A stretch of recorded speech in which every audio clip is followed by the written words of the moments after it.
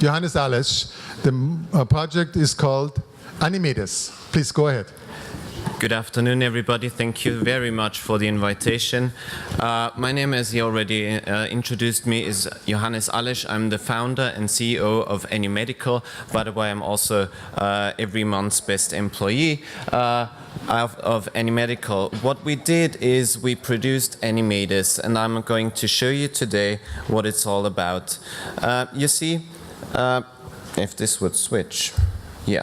At the end of the 10 minutes that I have today, I would like you to understand what it is we do with Animedes, how we do it and why we do it, and especially, ultimately, I want you to care about the project, because I think it is really important. You know, some things in life just happen by accident, and it was the same with me, and it actually was an accident, because in 2006, about 8 months into a relationship, my girlfriend had a severe car accident, and she was hit and run over 2 times by a 17-ton construction site truck. That's that one. And what happened was that she spent a long time in hospital, especially in the ICU for 2.5 months. For most of the better part of a year, she was in hospital and in rehab.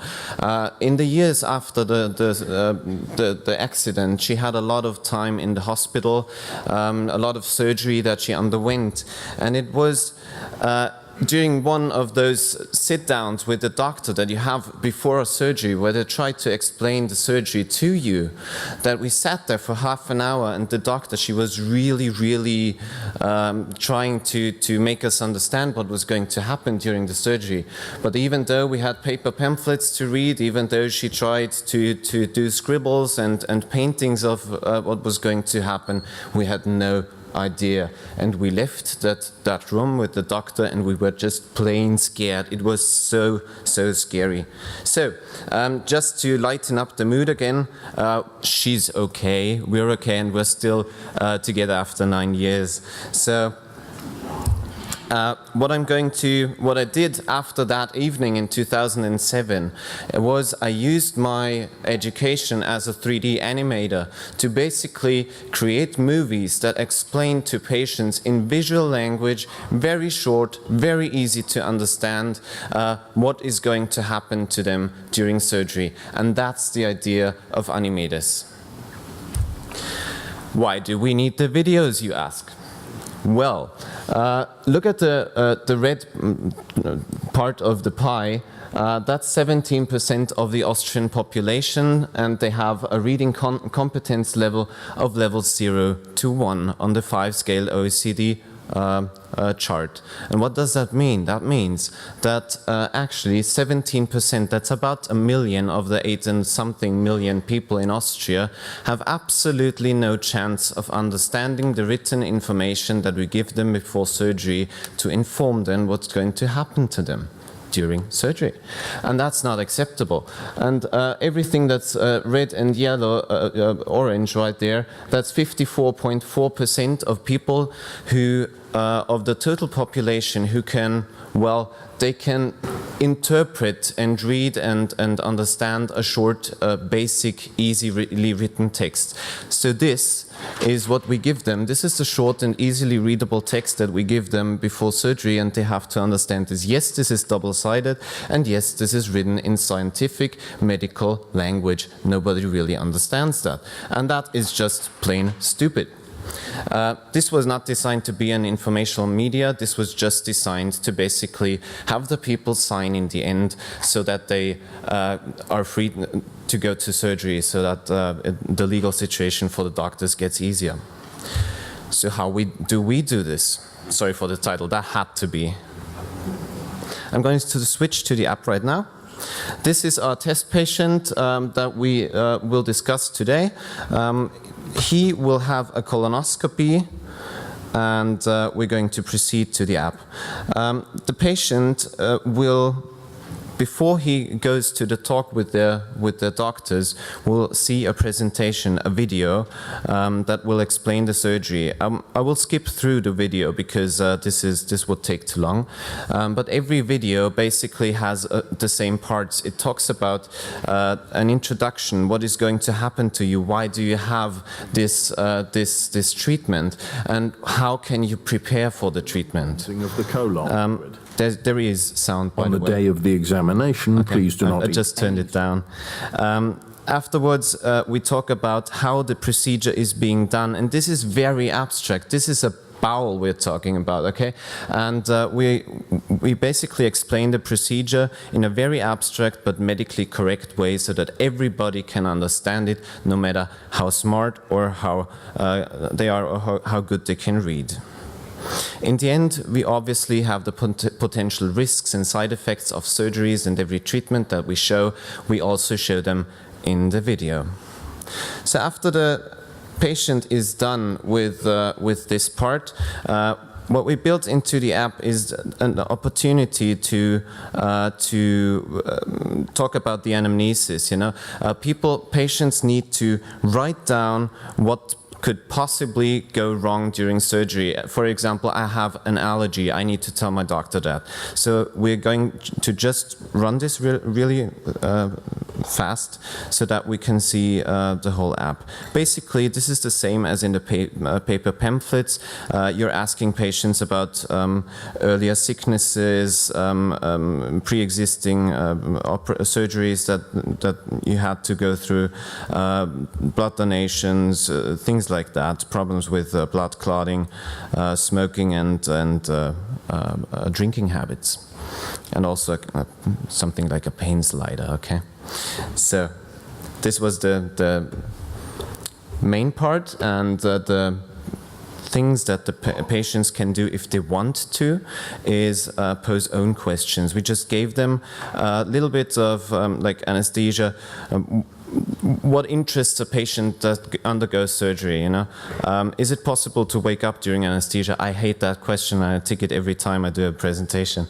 The questions go on until when can I go home again, or when can I receive visitors? So everything is really in there, and patients can also type their own questions.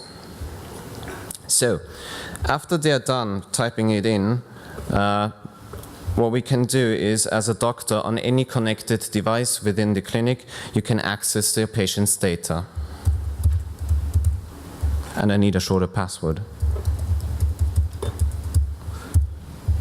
So what the doctor gets is basically an overview of all his patients that are in the system. We just did the test patient. We posed 4 questions, and we produced 3 alerts. That is 3 things that during taking the anamnesia could go wrong during surgery. So the doctor needs to see this. We have this triage system for every patient. So a patient that has 9 questions will take a lot longer than if he only has 4. In the doctor's part, when he sits across the table from the patient, he has the opportunity to see what parts of the video the patient already saw. He has the possibility to very quickly do notes about the anamnesis and all the other parts of the data that was sent in by the patient, so that he or she can react to everything that has been given to them by the patient. You are right to look at me, because it's 30 seconds you have still. 30 seconds, okay. Back to this. We did a homework. The app has been through 2 different patient studies. We are out on the market beginning of 2015, working together with partner clinics and various healthcare officials in this country. All the other stuff, please ask me in the questions. Thank you very much for your kind attention. Thank you very much.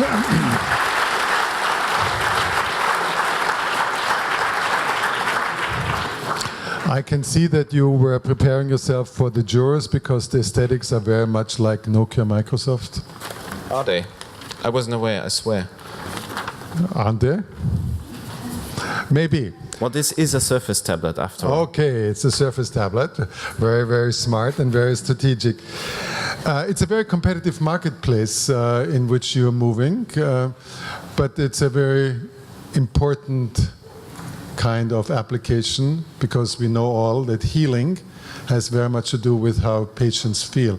How did you do the market study in terms of why you decided to do something on your own rather than to team up with other people? There is a lack of educational media because the existing companies on the market, what they did was they overslept a lot of this.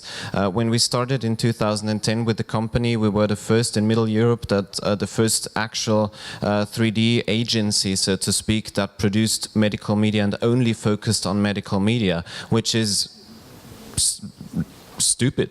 Basically, sorry. There were a couple of companies in the US who started doing it. There are now over a dozen larger companies. In Middle Europe, it's still kind of bleak, the situation. We then went into the hospital with the videos because we strongly thought that it would make patients' lives better. And our first studies that we did, and you know, asking and working together with patients, it kind of made a strong point for us. So we continued with the work. Does anybody have any questions, suggestions, comments for Johannes Alles? Please.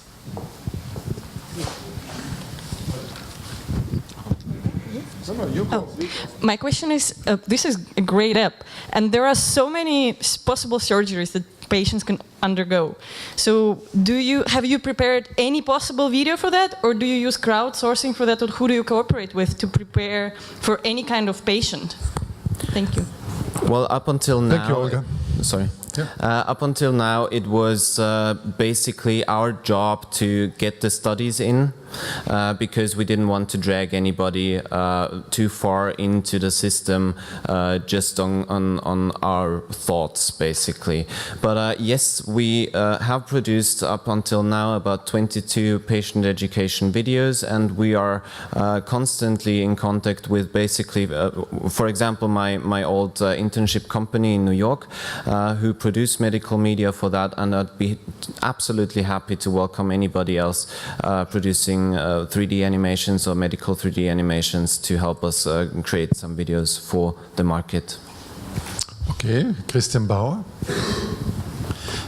Certainly a nice system, but I suspect that not all doctors and hospitals want transparency in their way to work. So what do you think? You did not address like the acceptance rate or the how transparency is like interacting with our medical system. You mean how the doctors would accept a system that would basically give their patients more information than a paper pamphlet? Yes, we had this problem actually, and a couple of doctors have their reservations against it, but basically what we're talking about is a system right now that is only designed to get a signature from a patient, no matter how much they understand or not. And what we try to do in the patient studies, we're looking at how much time do they need when they are talking to the patient? Is that going up or down? Is the patient better informed or not at the time of the signature? All these things we took a look at, and basically we have a slight win of time. So they basically do not need longer to talk to the patients, but shorter. And the system, what I showed you today, the where you could note on the paper, maybe I can get it here. Yeah, the notes on the right-hand side that you see over there. This is something that a doctor would have to write down on the piece of paper with a pen. And I talked to a friend of mine, a physician in Graz, actually, at the university clinic, and he's an anesthesiologist. Every day, as a young doctor, he explains the same procedures to about 20 patients.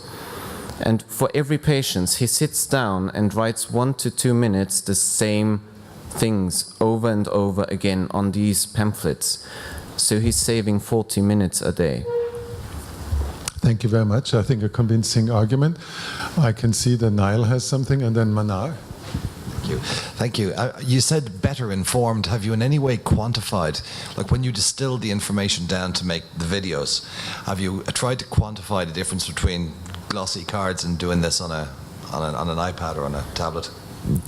Yes, this has been part of patient studies. You can get the exact numbers at the end of the year because we are publishing the study in December. What it looks like right now, what the data looks like right now, is that patients, there is an age difference, mind you. We did this in urology, so the patients we tried it on are kind of a hard group for a digital thing like this because they're 75 years old actually. And what we found out was that simply from the knowledge level, people are at least as good informed as when they read the pamphlets, at least at the same level or better. What's the business model for this project? I'm sorry, where are you? Oh, there. The business model is basically the same as with the paper pamphlets. The companies who distribute those right now, you pay per print or pay per paper. Most of the hospitals basically they charge an amount of up to 66 cents depending on the language. For an Arabic language, you would pay 66 cents just for the license to print one of those. And it's basically the same model, only a little better, if you ask me. Should I? More take one more question. Okay. Anybody from the students who want to take a question? Yes. Do you want to take a question? Do you want to just wave your hand? I want to wave my hand. Okay. My print and I'm over here. So. Okay. Where's your friend? Did you see that your friend is over here? Okay, can we all signal by hand now? Yeah, okay, good, very good. Okay, so then there is a question. Yes. So I was wondering, how do you deal with data privacy? Is the data stored purely locally? Is there any cloud service or any exchange of notes? What do you use for Thank you for the question. Yes, I didn't get to that in the presentation. This app only runs within one hospital department, the way we created it right now. So it's basically if you have a urological app, then only the people from that department, only the doctors can access the patient's data for that surgery, for the urological surgery, okay? And the data never leaves the house. Basically, what we do is we store on a clinic server, but it never goes on the internet or anything else. And basically, before and after that, you know, when we get the patient's data from the hospital IT systems, it's the same security as with every other stationary PC in the house. Yeah. Okay, so it's a geolocal, or how do you do this technology-wise? Yes, it's set in every clinic has their own copy of Animedes. Okay, very good. Okay, anybody ready to give some applause to Johannes Aleš and Animedes?